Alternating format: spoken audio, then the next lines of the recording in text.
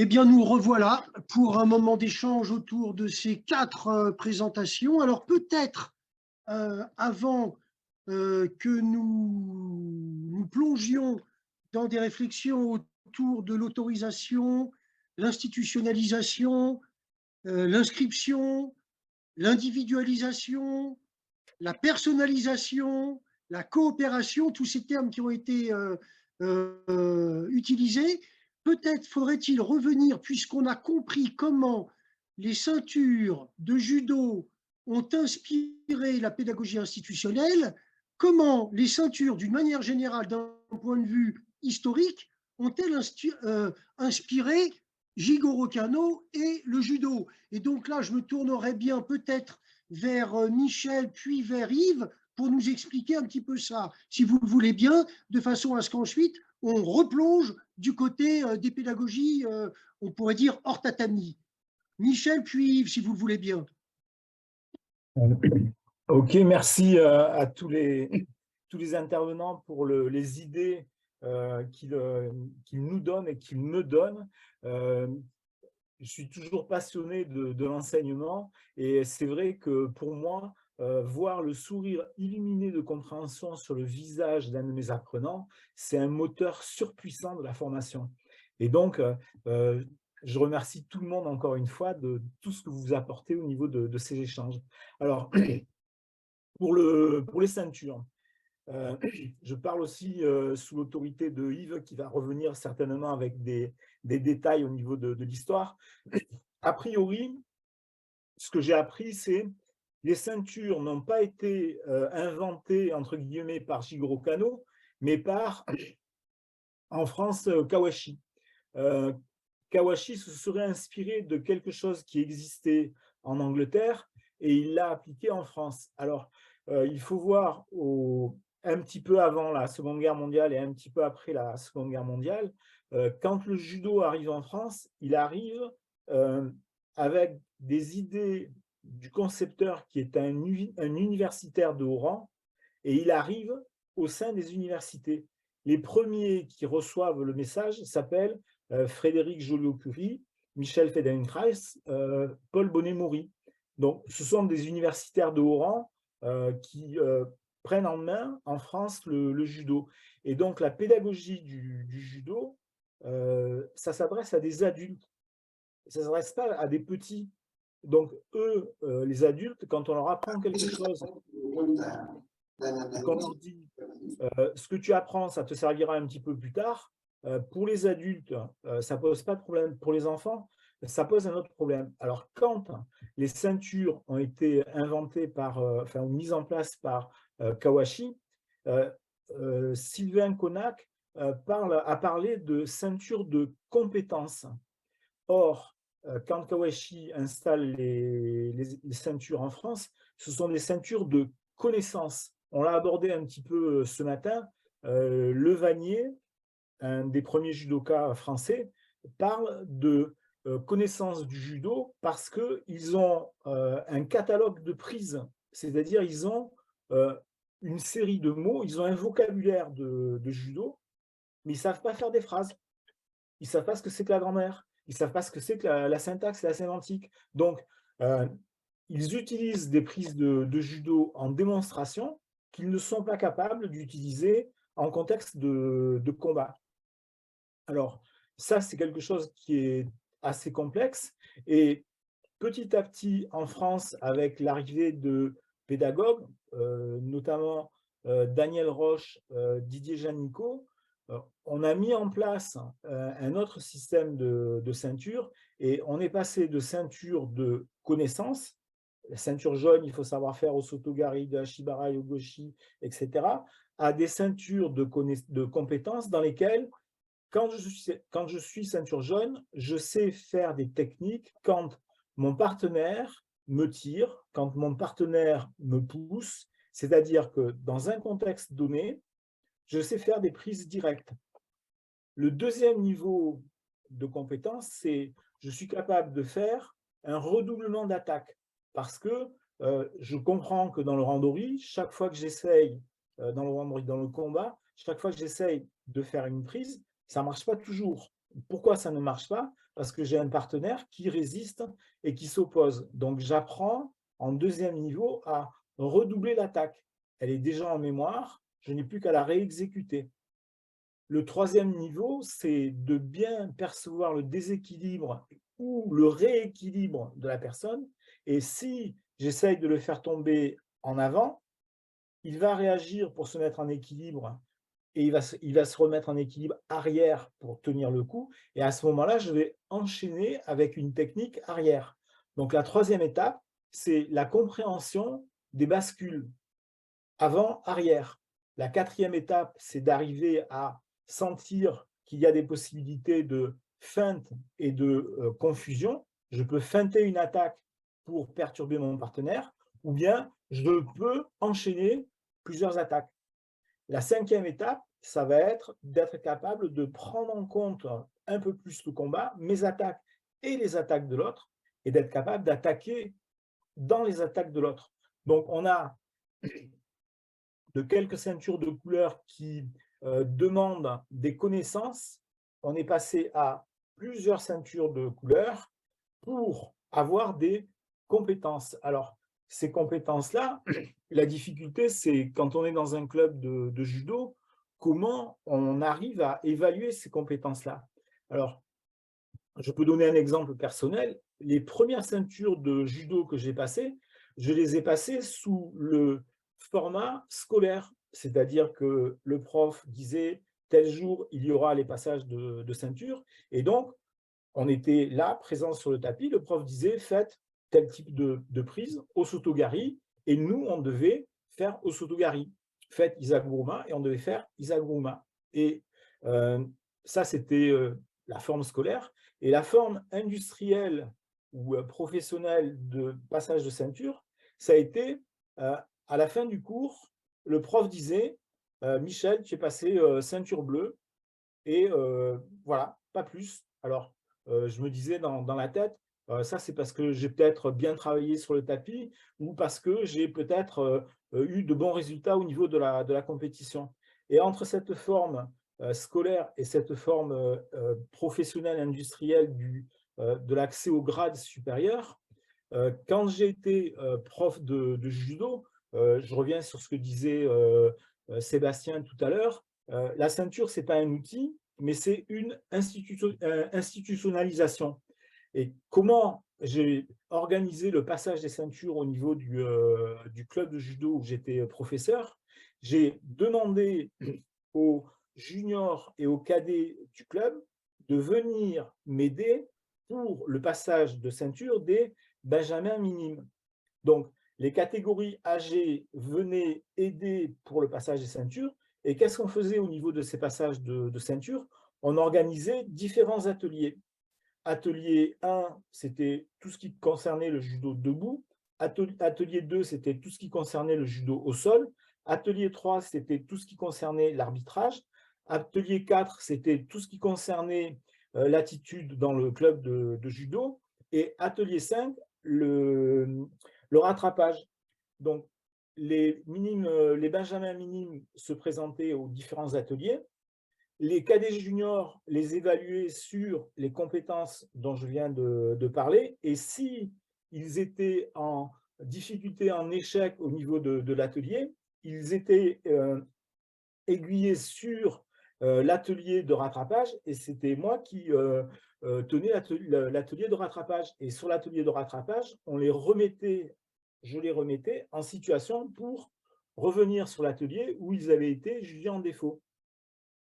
Voilà comment, d'un point de vue outil, on avait pu passer à un petit peu une institutionnalisation dans le club. Merci beaucoup, Michel.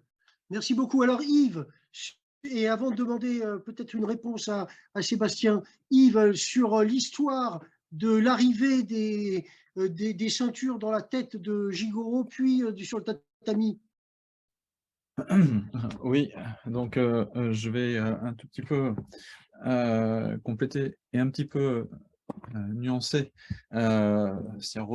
pour relativiser peut-être le rôle de Kawaishi dans cette histoire-là, même si effectivement, hein, ce que Michel a dit, c'est effectivement ce qui nous est rapporté dans le judo français. D'abord, l'idée des ceintures de Kano, c'est tout simple. La ceinture, ça sert à tenir la veste. C'est pas compliqué.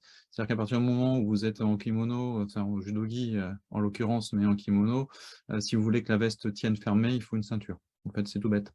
Donc à partir de là, effectivement, l'idée de mettre des couleurs de ceinture n'est pas loin. Il faudra simplement 2 ans à Kano pour la franchir, cette étape-là.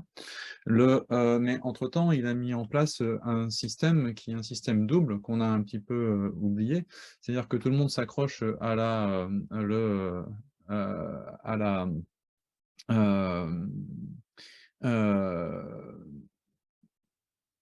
ceinture noire, c'est-à-dire la couleur de la ceinture. Mais en fait, ce que ça délimite, c'est les Q et les Dan. Les Dan, c'est donc le premier Dan, ça correspond, c'est une échelle montante, ça correspond à partir de la ceinture noire, et ensuite on fait premier, deuxième Dan, troisième Dan, etc., etc. Mais avant ça, il y a l'établissement de la base. Et la base, ce sont les Q. Et les Q, c'est dans le sens inverse, c'est-à-dire qu'on commence au 6e Q et on va jusqu'au premier Q. Et aujourd'hui, le premier Q correspond donc à la ceinture marron. Ce qui fait que, en fait, Kano, il met en place le système des Q, donc il y a une progression qui va donc du 6e, alors je vais revenir là-dessus, mais donc 6e ou 5e Q jusqu'au premier Q. Et une fois qu'on est premier Q, eh bien, on fait la démonstration que les bases sont acquises par l'efficacité et on devient donc premier Dan, c'est-à-dire ceinture noire. Donc on est distingué par ça. Donc les Q étaient déjà en place avant qu'on mette des couleurs sur ces Q. Sauf que, en fait, normalement, il y a 5 Q. Mais il y a dans le système Kano, mais il y a un 6e Q, c'est-à-dire une étape première. Et cette étape première, elle était déjà distinguée par une ceinture de couleur, qui était la ceinture bleu clair. Dans le tout début du judo, il y a une ceinture bleu clair, qui distingue de la ceinture blanche. Donc il y a bleu clair, ceinture blanche, ceinture noire. Et cette ceinture bleu clair, elle voulait simplement dire « attention fragile ». C'est-à-dire que c'était les tout débutants. Ça voulait dire que dans le dojo, quand on prenait un partenaire, ça veut dire qu'une ceinture bleu clair, c'était quelqu'un qui avait très peu de pratique et donc il fallait ménager. Et à partir du moment où quelqu'un était capable de suffisamment de savoir se réceptionner, savoir chuter, donc à ce moment-là, il mettait une ceinture blanche et donc là, il passait dans le système de Q en fait. Donc il y avait un non-Q qui était la ceinture bleu clair, et puis après on passait ceinture blanche, donc 5e Q, parce qu'on savait en fait échouer, comme je l'ai dit hier, et qu'ensuite on commençait notre système de progression. Donc, finalement, ce système de ceinture, il a été mis en place par cette graduation. Il suffisait de mettre des couleurs dessus. Moi, ce qui m'a aussi beaucoup intéressé dans les reportages qu'on a vus, qui sont passionnants, c'est qu'ils remettent en valeur, effectivement, une valeur du grade que souvent on a tendance à oublier, enfin de la graduation plus exactement, qu'on a tendance à oublier en judo, mais notamment cette question de responsabilité. Et un peu comme je l'ai dit hier, le fait de distinguer, donc mettre par exemple donc les ceintures blanches et puis tout d'un coup donc la ceinture noire, avec et là on l'a entendu aussi très bien dans la dernière intervention, c'est-à-dire qu'à un moment, il y a le moment d'évaluation qui n'est pas de l'évaluation qui n'est pas un exercice, excusez-moi, j'ai oublié le terme exact qui est utilisé, mais où globalement on ne fait pas un examen pour aider à progresser, mais bon, pour voir, pour évaluer vraiment le niveau. Là aussi, dans les Q, le passage entre les Q, parce que Michel vient de le rappeler, donc souvent dans les Q, en fait, on fait un programme technique, etc. Mais sauf que la ceinture noire, elle ne se passe pas comme ça. La ceinture noire, elle se passe en situation de confrontation, donc dans la complexité. Et ça veut dire que la personne qui arbore la ceinture noire, elle a une responsabilité. Cette responsabilité, c'est d'être représentant de la méthode. Et ça, j'ai encore 2-3 petites choses à dire, mais c'est la question que je voudrais poser notamment donc, à Sébastien Vesquet. C'est-à-dire que on a beaucoup entendu dans les reportages précédents donc, le rôle de la ceinture pour l'élève, pour se situer lui-même, pour que les autres le situent. Mais finalement, la ceinture noire en judo, elle est une auto-évaluation de la méthode elle-même. C'est-à-dire que du niveau des ceintures noires, du comportement des ceintures noires, c'est l'institution qui s'auto-évalue. C'est-à-dire si les ceintures noires ne se comportent pas correctement ou s'ils n'ont pas un degré d'efficacité suffisant, c'est que le système ne fonctionne pas. Et donc, il faut le réévaluer. Donc, j'aimerais bien savoir, dans la pédagogie que vous nous avez présentée, est-ce que cette idée d'auto-évaluation, finalement, de l'institution, au travers de sa production, au travers des élèves qu'elle produit, est-ce que ça passe aussi par est-ce que c'est, comment dire, institutionnalisé, justement, ce système-là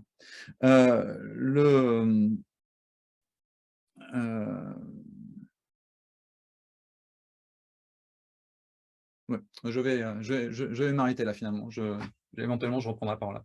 Alors Sébastien, tu as la parole, et puis quand Yves reprendra la parole, je lui poserai la question suivante. Puisque la ceinture, c'est évident, c'est pour tenir la veste, pourquoi une veste? Mais ce sera pour tout à l'heure. Ah Pourquoi bah une non, veste? ça c'est... Ça, là, tu me tends une perche, je peux pas ne pas la saisir. Parce que justement, c'est justement, c'est tout ce qui fait la différence entre, le fait qu'on est dans un domaine symbolique et qu'on est dans la communication avec l'autre. Parce que effectivement, si j'étais dans un système d'opposition, un système de lutte, c'est-à-dire que je ne veux pas avoir de contact avec le partenaire, à ce moment-là, il vaut mieux que je me mette quelque chose que l'autre ne peut pas saisir. Si je mets une veste, en fait, la veste, elle ne me protège pas, la veste, elle aide l'autre à me saisir. C'est-à-dire, elle aide l'autre à me comprendre. Donc, en fait, la veste, c'est le système de communication avec l'autre. Donc, c'est ça qui permet la communication, c'est ça qui permet qu'on soit en interrelation. Sinon, il n'y a pas de communication, en fait. Parfait, super, merci. Sébastien, alors? Oui, c'est une belle question. Pour y répondre en 2 mots d'abord, quand je demande au directeur et à la directrice de l'école comment va l'école, généralement, la première chose qu'ils me répondent, c'est le nombre de ceintures marron. Et en fait, ça suffit à savoir si l'école va bien. Et pour élargir un peu, c'est plus généralement, donc il n'y a pas de ceinture noire parce qu'on considère qu'être ceinture noire, c'est être adulte, donc symboliquement, on s'arrête à la ceinture marron, mais plus généralement, c'est la manière dont les verts, les bleus et les marrons arrivent à tenir leur place qui permet de dire si l'école fonctionne bien, si les institutions fonctionnent bien.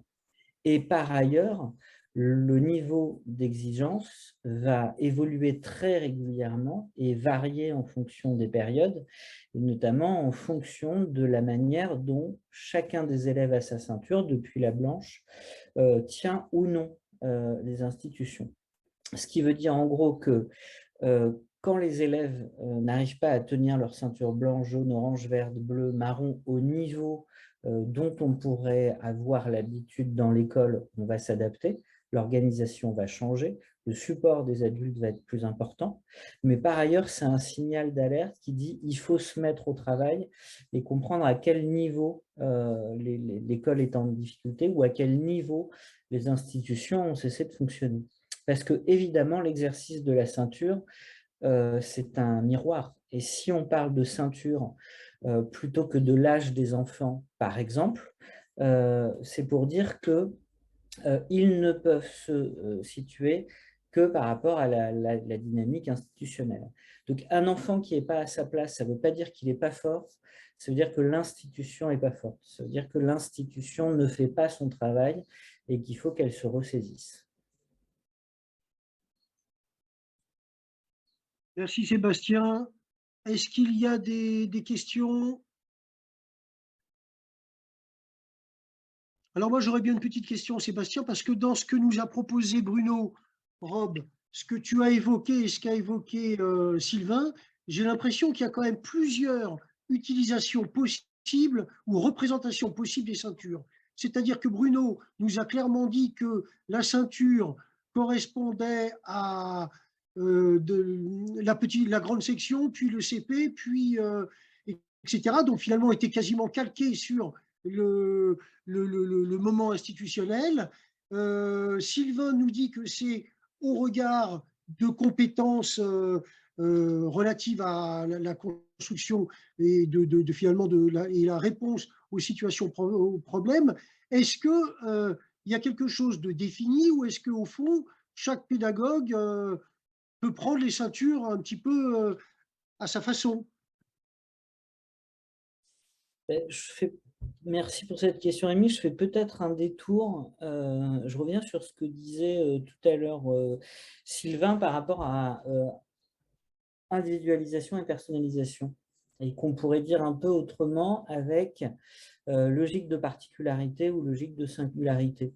L'individualisation, elle irait plutôt du côté des logiques de particularité.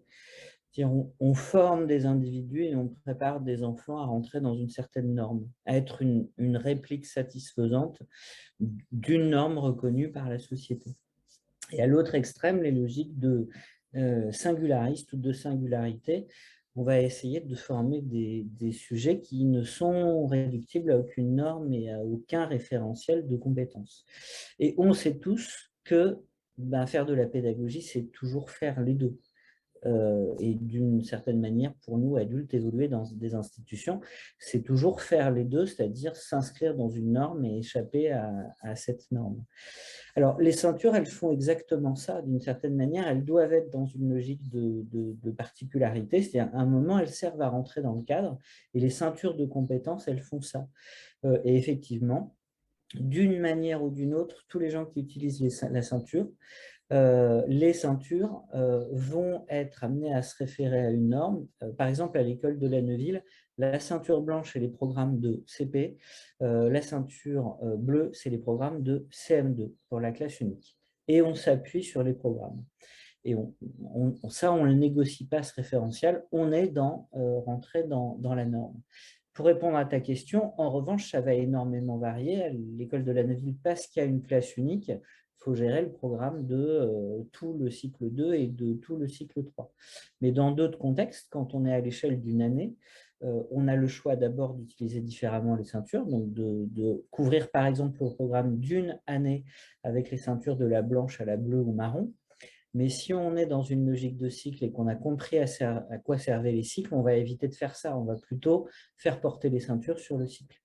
Mais en même temps, et c'est le cas souvent avec les ceintures de comportement, on va être beaucoup moins proche de la norme. Les ceintures que j'ai projetées tout à l'heure, elles font référence à aucun cadre existant ailleurs qu'à la Neuville, et il n'y a aucune inspiration puisque tout vient du discours des élèves. Toutes ces expressions ont été inventées par les élèves. Et en même temps, pour boucler la boucle et peut-être de manière un peu paradoxale, parce que les ceintures, elles bougent très peu depuis 50 ans, même si elles ont été inventées localement et qu'elles sont plutôt dans une logique de singularité, notamment par leur très grande ouverture, les enfants qui arrivent aujourd'hui, ils rentrent quand même dans un dispositif que eux, ils ne créent que très partiellement, qui a été créé il y a très longtemps. Et elles redeviennent une norme interne qui, d'une certaine manière, ramène à une logique selon laquelle les enfants doivent se positionner par rapport à un cadre qui leur échappe. Mais d'où l'importance de ce que je disais tout à l'heure, c'est qu'ils sont malgré tout capables de dire comment ce cadre est né il y a 10, 20, 30, 40, 50 ans, et de se positionner par rapport à ce cadre en sachant qu'il est finalement très local. Merci. Est-ce qu'il y a des interventions? Parce que, oui, il y a des interventions. Alors moi, j'ai encore des questions. Hein. Première question. Ah ben Philippe, alors je vais donner la parole à Philippe pour ne pas monopoliser. Allez-y Philippe. Excusez-moi, très rapidement. Non, sur l'origine historique des ceintures, j'ai cru comprendre que les ceintures de couleur ont été introduites effectivement en Europe, donc probablement à Londres d'abord, au Butokuai, je crois, et puis ensuite avec Kawashi en France, et qu'elles n'existent pas au Japon. Et je crois même que Kawashi avait dit que voilà, on s'adaptait à l'esprit européen et qu'il était nécessaire d'afficher les couleurs. Est-ce que vous avez quelle est l'opinion peut-être de Michel et de Yves là-dessus, sur le fait que les ceintures de couleurs, donc afficher, les kyu affichés en quelque sorte, soit un phénomène d'abord européen et non pas japonais? Merci Philippe. Alors Yves ou Michel? Européen, enfin Michel, tu vas pouvoir compléter, mais oui, globalement, c'est effectivement le cas. Globalement, avec la nuance que j'ai apportée tout à l'heure, du fait qu'il y avait des ceintures bleues. Bon. Après, localement, il y a eu d'autres essais, hein. Notamment, il y avait pour les 3 premiers Q la ceinture marron. Donc, et puis maintenant, au Japon, il y a effectivement un peu partout, en fonction des dojos, c'est pas normalisé. En fonction des dojos, il y a des dojos qui utilisent des ceintures de couleur, mais pas forcément dans le même ordre que le dojo voisin, et pas forcément les mêmes que chez nous. Voilà. Merci Yves. Michel, Et- rapidement. Non, l'anecdote, Michel, on t'entend pas. Je profite que tu es muet. L'anecdote, c'est qu'on dit qu'ils se sont inspirés des boules de snooker. Ouais. J'avais entendu ça, effectivement.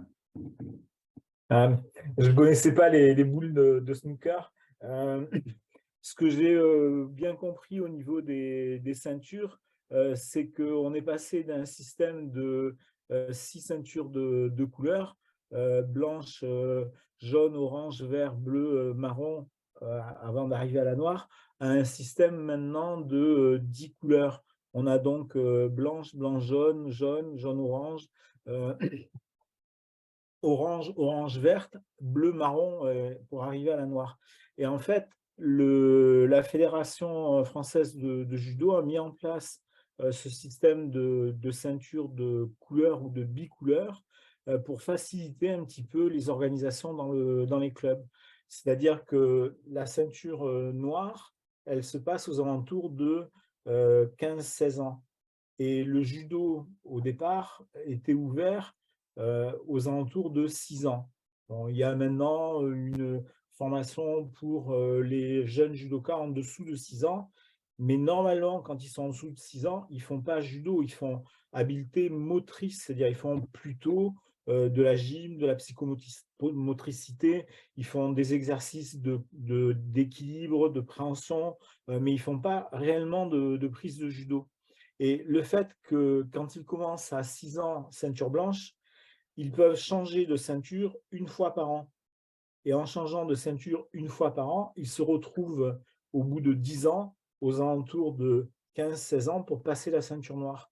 Et donc, une matérialisation, c'était une couleur par année de judo. Alors, il y a un autre point qui était proposé par les professeurs de judo, c'était quand ils voyaient que les progressions étaient difficiles ou que c'était trop long ou que le judoka était trop jeune et qu'il ne pouvait pas passer la ceinture supérieure, ils proposaient des dan au niveau des ceintures. Je pense qu'il s'était inspiré de la ceinture de Kawashi quand il était venu en France, puisque sur sa ceinture noire, il avait des barrettes blanches, des petites broderies qui matérialisaient le nombre de dan qu'il avait. Donc, si on était ceinture noire, 4e dan, on avait une ceinture noire et on avait 4 petits liserés blancs qui étaient brodés sur la ceinture. Et donc, les professeurs de judo proposaient la ceinture jaune première barrette, puis la ceinture jaune deuxième barrette, et à la ceinture jaune troisième barrette, ils avaient la ceinture orange. L'idée que je trouve intéressante, c'est les gens ont adapté des possibilités, ils ont adapté des outils pour créer une forme de dynamique dans leur club. Merci. Alors, j'ai 2 questions. Première question, on voit bien que ce soit au judo ou en pédagogie institutionnelle, la ceinture autorise, permet un certain nombre de choses. Est-ce que, et en même temps on interdit d'autres, de fait, est-ce que la ceinture acquise est acquise définitivement ou bien, à l'instar du permis de conduire, on peut perdre son permis, on peut être rétrogradé, puisque Michel nous évoquait toutes les barrettes qu'on peut avoir, est-ce qu'on peut se faire dégrader et enlever 2-3 barrettes si on est en dehors de la chose? Ça, c'est la première question. Et la deuxième question, on voit qu'en pédagogie institutionnelle, la logique, elle est absolument à la co-construction, même si le cadre préexiste et qu'il y a des interdits qui sont fondateurs et qu'il faudra respecter absolument. On est quand même dans la co-construction. Michel nous a donné peut-être quelques pistes où il y a une sorte de collaboration entre le professeur et les élèves. Est-ce que ça va jusque donner du pouvoir instituant au judoka? Alors peut-être Sébastien d'abord sur la perte de la ceinture ou pas, et puis sur cette réflexion-là, et puis ensuite à nos spécialistes du judo. En gros, non. On ne peut pas perdre sa ceinture, on ne peut que progresser. Et si on perd sa ceinture, si on t'enlève ta ceinture, ça veut dire que c'est toi qui es en échec seul et que l'institution, elle, ne le serait pas. Donc, ce qui existe, alors il y a des exceptions, mais dans les expériences que je connais, l'exercice de la ceinture peut être suspendu pendant un temps qui est annoncé, qui est limité. Il y a généralement une première discussion où en gros on dit à l'enfant « tu n'arrives pas à tenir ta ceinture, c'est trop difficile pour toi ». On va mettre en place des mesures pour l'aider. Et puis si ça ne fonctionne pas, on va suspendre pendant une semaine l'exercice de la ceinture, mais là aussi avec des mesures spécifiques qui vont permettre à l'enfant de retrouver sa place. Quand est-ce qu'on fait ça? Quand est-ce qu'on suspend la ceinture? Alors à la Neuville, ça s'appelle un point rouge. On met un point rouge sur la gommette de ceinture. C'est quand on pense que l'enfant devient dangereux pour lui-même ou pour les autres. Et au bout d'une semaine, les mesures sont censées l'avoir aidé à sortir de cette situation critique et il reprend la ceinture. La plupart du temps, même quand ce n'est pas vrai, même quand il n'a pas réussi, on va quand même rendre l'exercice de la ceinture au bout d'une semaine parce que sinon, on craint que l'enfant s'enfonce dans une espèce de spirale mortifère où il va finalement pas réussir à mobiliser les leviers pour retrouver sa place. Merci Sébastien. Les judokas, et y compris sur la question de la co-construction.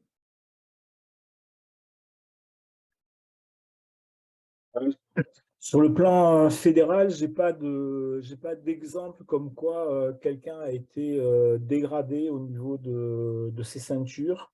Il y a des avertissements, il y a un tribunal fédéral quand il y a des comportements qui sont vraiment inappropriés, qui relèvent presque parfois du pénal. Et donc, il y a des gens qui sont jugés par ce tribunal fédéral et il y a des rapports. En général, ça décrit les faits, mais le judoka concerné reste anonyme. Je n'ai pas d'exemple comme quoi les gens ont été dégradés. Ce que je peux remarquer, c'est qu'il y a des judokas qui ont fauté, qui ont eu une stagnation dans les grades, et une fois qu'ils ont été libérés, ils ont repris leur progression dans les grades. Merci. Yves, ou quelqu'un d'autre? Sur la co-construction, est-ce que tu peux préciser un peu ta question, s'il te plaît, Raymond? Ben, on voit bien que l'espace pédagogique en pédagogie institutionnelle est co-construit avec les apprenants. C'est-à-dire que même si le cadre général existe, y compris, pourquoi pas, la mise en place des ceintures, les items à l'intérieur des ceintures peuvent évoluer et surtout, la logique de coopération va jusqu'à, mais je parle sous l'autorité de Sébastien, jusqu'à proposer des activités, proposer des organisations dès lors qu'elles répondent aux principes fondateurs de la rencontre. Je trouve que ce qui a été vraiment un gros changement au niveau du passage des ceintures, c'est de passer d'un tableau de vocabulaire, c'est-à-dire les prises étaient dessinées, il y avait une image qui représentait la prise, et tu avais des colonnes, une colonne jaune, et tu avais donc 6 images sur la colonne, une colonne orange, il y avait 6 nouvelles images, et ainsi de suite pour chaque ceinture. Et tu devais savoir ces techniques-là. Et la fédération a vraiment pris le problème à bras-le-corps parce qu'elle a proposé de nouvelles affiches dans lesquelles, cette fois, elle montrait bien, et c'était des formes de dessins, de bandes dessinées, dans lesquelles les comportements étaient imagés, et tu avais vraiment, si le partenaire attaque, je sais esquiver son attaque et reprendre l'initiative. Et tu avais un exemple qui était formalisé par une technique. Et tu avais des planches, enfin, tu as des planches maintenant qui décrivent bien les étapes de la progression. Mais ce n'est pas réellement une co-construction, c'est-à-dire que c'est un petit peu ce que demande la fédération sur ce que demande pour progresser dans les étapes de judo, ce qu'on te demande de savoir faire, des attaques directes, des redoublements d'attaque, des enchaînements. Et donc, ces étapes-là, elles sont vraiment bien décrites avec les affiches fédérales qui existent actuellement. Mais il n'y a pas de co-construction. Ce qu'on fait dans les clubs, c'est quand on voit un jeune qui a un comportement particulier, on s'inspire de ce comportement, on le met en avant, on lui fait démontrer ce qu'il fait, on le fait expliquer par les autres, on le réexplique. Donc, on a une activité dynamique, on a des pédagogies actives d'éducation, mais pas réellement de co-construction. Tu peux avoir des élèves qui trouvent ou qui inventent des prises particulières.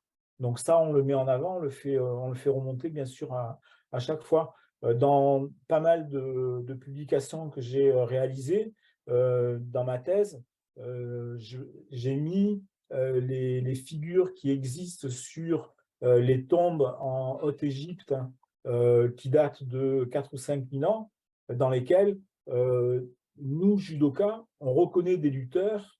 Il n'y avait pas de kimono pour ces gens-là, mais on reconnaît des lutteurs, et ces lutteurs, on est capable d'identifier qu'ils font des prises qu'on appelle, nous, au Sotogari, Araigoshi, etc. Mais ils avaient trouvé ça il y a 4-5 000 ans, quoi. Merci Yves. Pour clore, et je terminerai par donner la parole quand même à Sébastien pour clore cette séquence. Yves? Oui, le problème, c'est qu'est-ce que représente la ceinture? Parce que si on prend le fait que c'est une compétence, bah, tu ne peux pas dégrader, c'est pas possible. Tu ne peux pas dire à un élève, tu ne sais plus lire, parce qu'en fait, il sait lire. Et c'est la même chose en judo, c'est-à-dire que si il sait projeter et que c'est ça qu'on a évalué, tu peux pas lui dire: «Bah, tu sais plus faire». Alors le problème, c'est que les ceintures, que ce soit en judo et si j'ai bien compris, dans la pédagogie qui est proposée, ça, démontre non seulement une compétence dans un domaine, mais également un type de comportement. Donc là, effectivement, sur le comportement, tu pourrais dire: «Bah, finalement, je ne te reconnais plus, le niveau auquel on t'avait évalué. C'est d'une certaine manière, je te bannis de cette famille-là».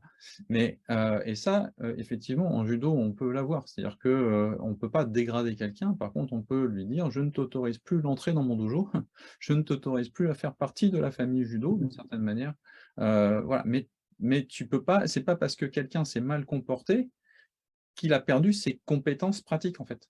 Donc qu'est-ce qu'on évalue?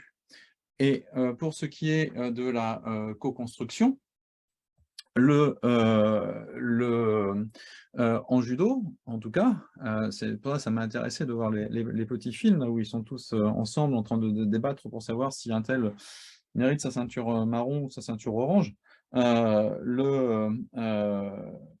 judo, il y a, reste encore très fort, et pour différentes raisons, mais je ne vais pas m'étaler, je pense que c'est important que ça reste, c'est-à-dire la compétence de celui qui a vécu avant, de celui qui a fait le chemin, de celui qui a travaillé pendant des années, reste la première des évaluations. C'est-à-dire que le professeur, celui qui c'est l'œil du professeur, c'est l'œil de l'artisan finalement, qui sait si la personne est finalement à même de prétendre à tel niveau.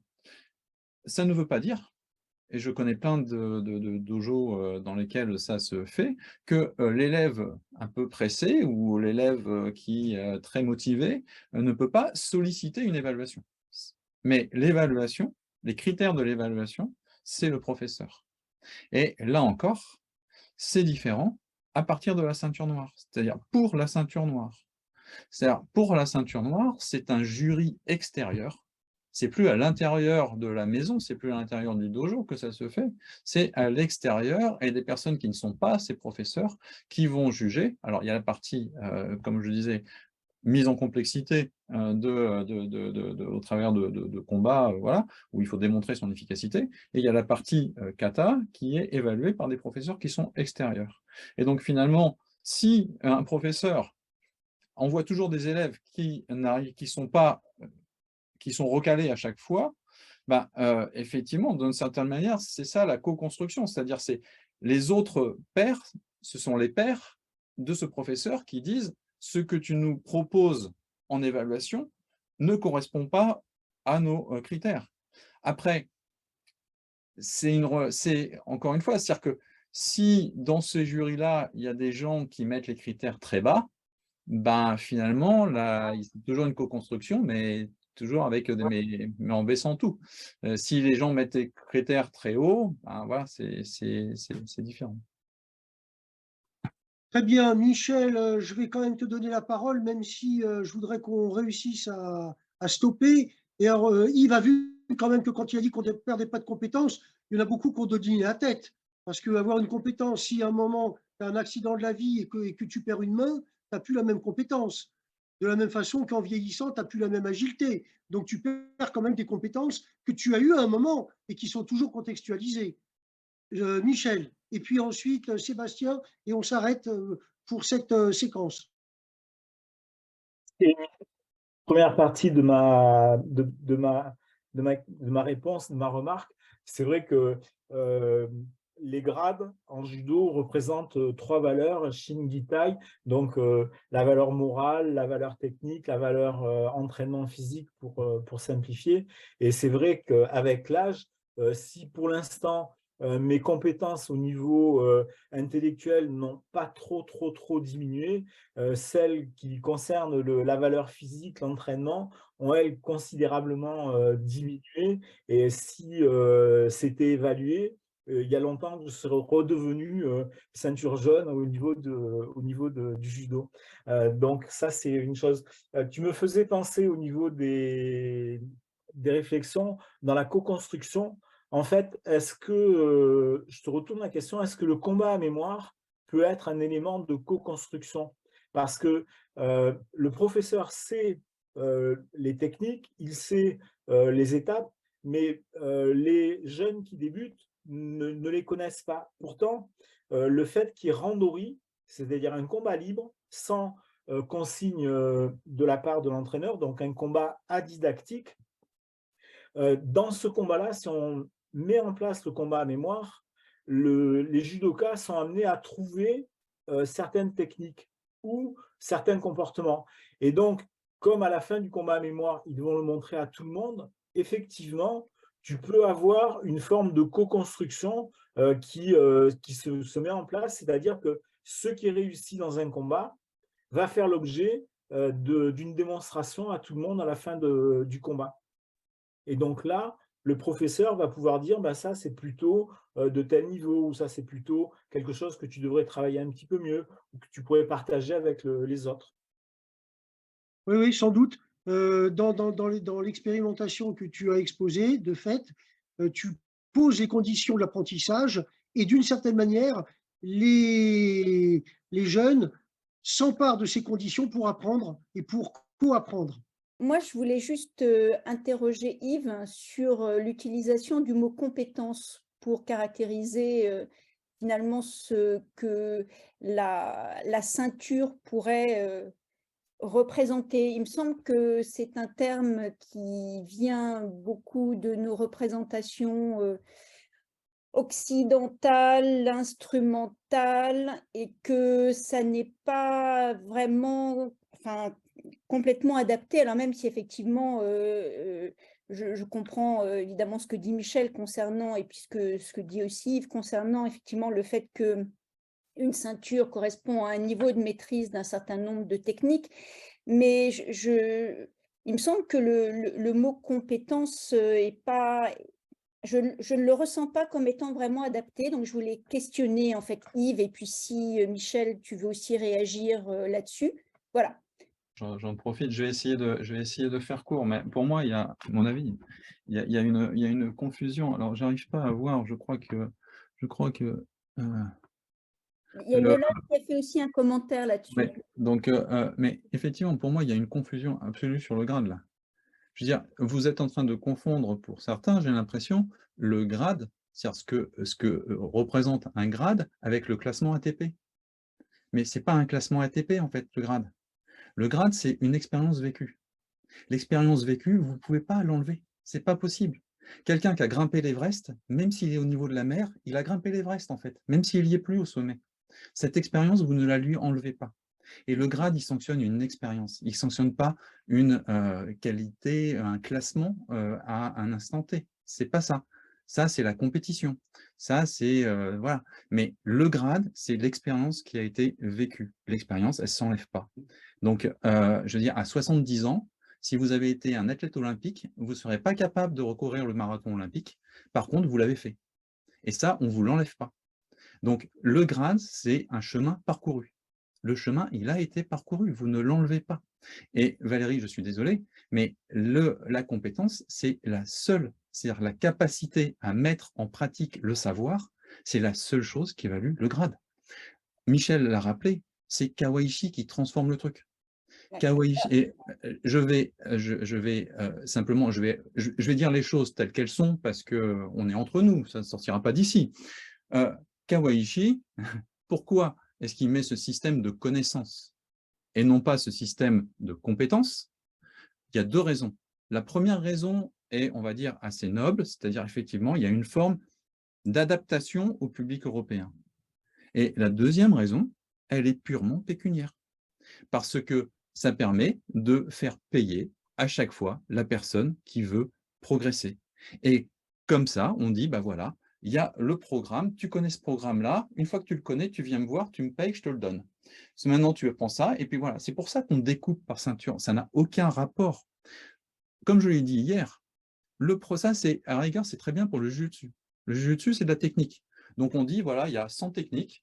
C'est pour faire le tour du programme, il faut connaître les 100 techniques, sans contexte, sans rien.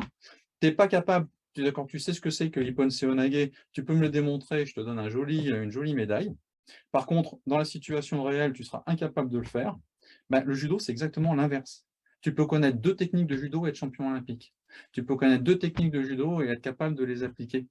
Et ça, tu seras un meilleur judoka que quelqu'un qui va connaître 100 techniques de judo et qui sera absolument incapable de les appliquer dès que tu es dans une situation de confrontation. Donc, le judo, ce n'est pas le problème de la technique.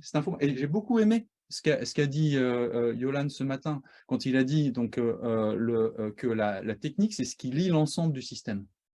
C'est parfait. Pour moi, c'est exactement ça. C'est-à-dire, c'est le lien, c'est l'adaptation au contexte. C'est ce qui fait le lien entre l'homme, l'individu qui est en train de vivre une situation et le problème qu'il a à résoudre. Et c'est pas parce qu'on s'en fout de la technique. Le problème, encore une fois, en judo, c'est pour ça que le secret il est révélé en permanence. Le problème en judo, c'est que le savoir n'est rien si on n'est pas en capacité de l'appliquer. Tout le problème du judo, c'est être capable de se retrouver en situation d'appliquer son savoir. C'est ça qui est évalué. C'est pas une somme de connaissances. Donc on peut connaître qu'une seule technique et être un très bon judoka. J'apprécie beaucoup le discours de Yves concernant l'expérience, c'est-à-dire j'ai fait l'Everest, on ne pourra jamais me l'enlever. Ça, c'est vrai. Maintenant, pour répondre à Valérie, pour nous, au niveau éducation physique, la compétence, c'est un savoir en action. Je sais faire au Sotogari, c'est la connaissance. Je sais faire au Sotogari quand je combats contre un partenaire qui a tel ou tel type de comportement. Ça, c'est une compétence. Ouais. En fait, moi, c'était pas de ce point de vue-là que je voulais réagir. En fait, justement, moi, je fais la différence entre la compétence et l'expérience liée à une compétence qu'on a une fois été capable de faire. En réalité, pour moi, effectivement, je rejoins Yves sur l'idée que effectivement, on a grimpé l'Everest, on a témoigné, on peut dire, de compétences, mais effectivement, quand on aura 30 ans de plus, cette compétence de monter l'Everest, on ne l'aura plus, mais quelque chose restera quand même autour de l'expérience qu'on a faite. sera inscrite d'un certain point de vue dans le rapport qu'on aura à soi-même, au monde, je ne sais, et ça fonde quelque chose. Moi, c'était là-dessus que je voulais intervenir, et je trouvais justement que ta référence à l'expérience, elle était parlante, et ça a d'autant plus d'importance pour moi parce que je ne pratique plus le judo, mais il y a des choses qui sont restées engrammées. Voilà, et donc c'était moi de ce point de vue-là que je voulais faire cette différence. Et voilà, donc pour moi, il y a à questionner la notion de la compétence parce qu'en plus, dans le champ des sciences de l'éducation et la formation, c'est un concept qui a beaucoup été travaillé et qui d'ailleurs, comment dirais-je, n'est pas sans être associé à des controverses et à des questionnements sur sa définition. Donc voilà, donc pour moi, ça mériterait d'être approfondi et ça pourrait effectivement donner lieu aussi à, pourquoi pas, à des prolongements éditoriaux autour de ça.